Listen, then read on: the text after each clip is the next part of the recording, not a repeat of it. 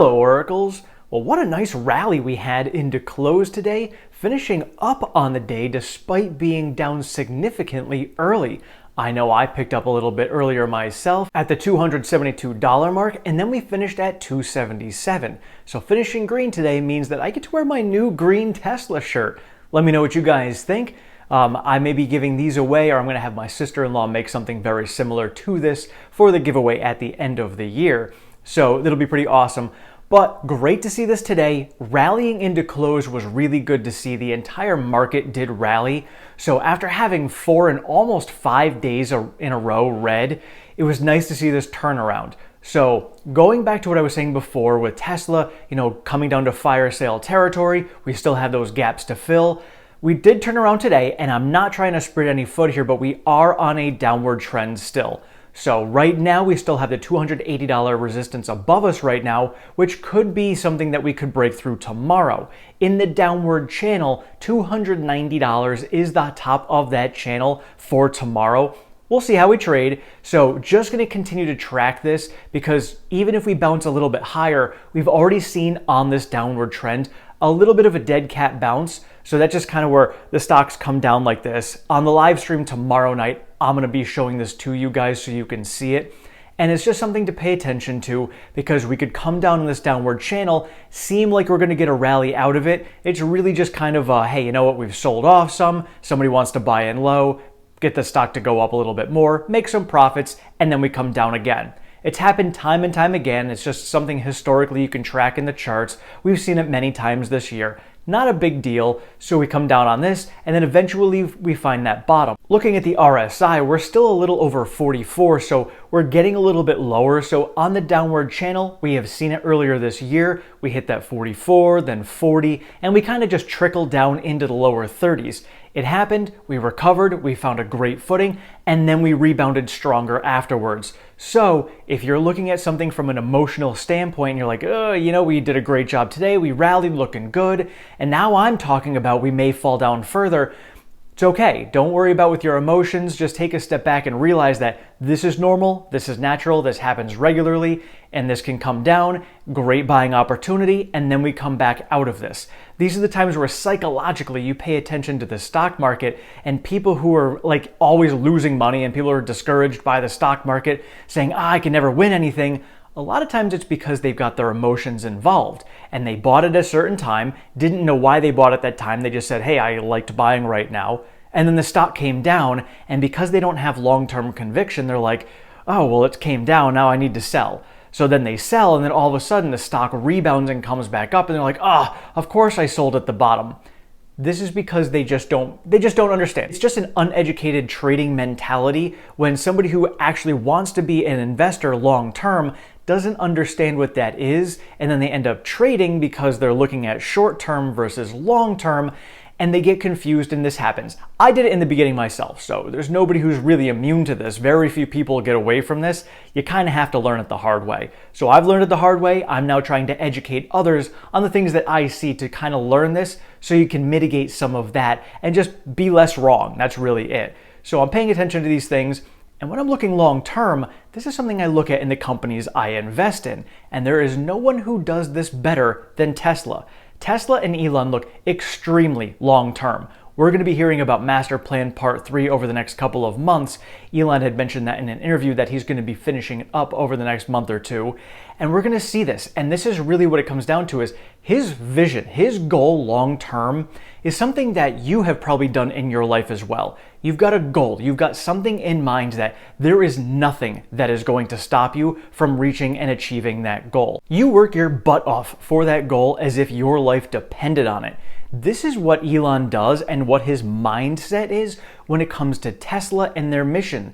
And the mission of the company is to change the world over to renewable, sustainable energy. And now looking at Master Plan Part 3, some other things that Elon has been talking about, especially when it comes down to humanity, his love for humanity, and the population collapse that he sees that is a potential in the future if we don't do something about it now. Elon isn't just doing this to fight for his own life. He is fighting for the life of all of humanity. This is his mindset. In his mind, there is no other outcome other than success. He must succeed at this. That is why he is so driven.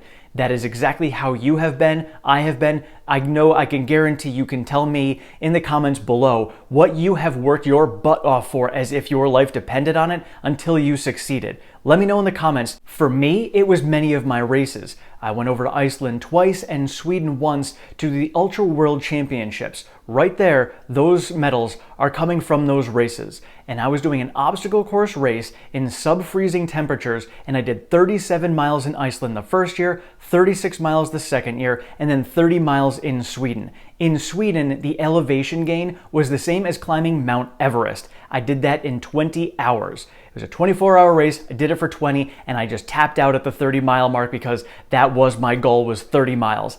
I did it, and there was no other option other than success.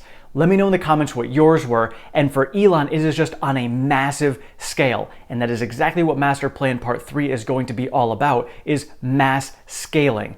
So, excited to hear what he has to say about this. We've already heard some little tidbits about it in his interview that he had the other day, where he's talking about, basically worst case, bear case scenario for Elon is by 2030, 50% of all new vehicles will be EVs, and by 2035, it will be 80%.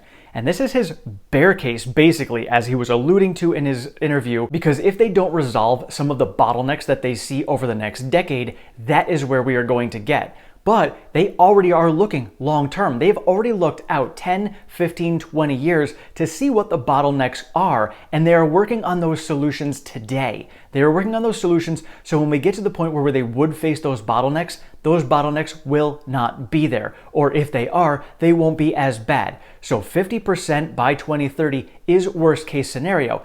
Even if it is at that worst case scenario where it's only 50% of the automotive market being EVs, looking at right now, automotive market is around 80 to 90 million vehicles. At that point, let's say it's 100 million. That means that 50% of that is going to be EVs. And if Tesla wants to have 20 million of these vehicles, that means that Tesla is going to have 20% of the entire automotive market in a bear case scenario, according to Elon. And then we can go back and compare it to Apple, like we do regularly, and how Apple has owned the smartphone market for the last decade and a half. So they are owning almost 30% of the smartphone market, and then we've got Samsung out there as well. So looking down the road, even if Apple isn't right up there with Samsung and they battle back and forth and Apple isn't always on top, would you want somebody who has a third of the automotive market? I mean, I know I would, because nobody else is going to be even close to them. All of the competition that's out there is going to be just fractions below them, and Tesla is going to be dominating the majority of the market. And that is in the worst case scenario. And this mindset and foresight of the company and Elon is one of the reasons I am really drawn to them. It's something I have done in my life, just in my own personal life. I look long term and I say, hey, what are my goals down the road? I want to reach these goals. Well, in order to reach these goals, what are the different bottlenecks I'm going to have to reach those goals along the way?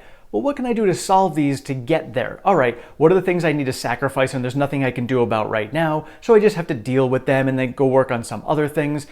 That's my mindset for my own goals. And so to have a company and a man like Elon who sees this down the road for a massive company, for a world-changing and world-disrupting technology, that's something I want to be a part of. And even if I can only be a part of it as a small investor, that's what I want to do. I want to put my money behind someone like that, behind a company like that, because they have that vision far down the road. They see what is going to transpire. That is the kind of mindset that you have all the way down the road, and you can anticipate every little bottleneck along the way. You have set your entire procedural structure of your company and the whole culture to move in that direction in the same way. So when you get supply chain issues from COVID, when you get lockdowns in Shanghai for a month, these unexpected things that come up, you already have the culture built and the whole mindset of being able to navigate those better than anyone else. And they proved that all along the way. So it's having that long-term mindset and the ability to navigate within that long-term mindset and goal to get you there, and that conviction of there is no other option other than success, which is why Tesla is where they are today, and why when we hit 2030, 20% of the automotive market is going to be the worst case scenario. And when I'm investing long-term in a company, I want to pay attention to the fundamentals. The day-to-day stock price movements we discuss on here regularly as an educational tool so we can keep our emotions out, and then as a long-term tool, we talk about things like the fundamentals. And one of the pieces of the fundamentals that you can't find in a chart when it comes to numbers is the mindset and the culture of the company.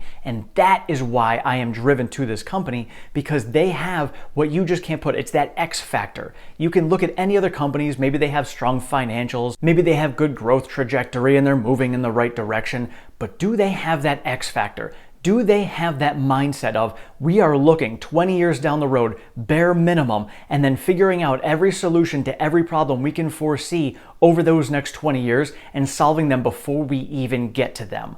That is the mindset. That is the X factor. Let me know in the comments below, what is it that drives you towards investing in Tesla? Is it the financials? Is it Elon? Is it the culture of the company? Let me know your thoughts. Thank you all so much for watching. I appreciate all of your support and feedback. If you have not subscribed, please do so down below. Sign yourself up for notifications. I am over on Twitter at OracleTim1. I share all of the latest Tesla news, pertinent stock market information, and all of my daily trades. We do have a Discord chat, that link is down in the description, and if you'd like to support the channel any further, we do have a Patreon, that link is also in the description. Thank you so much, have a great one.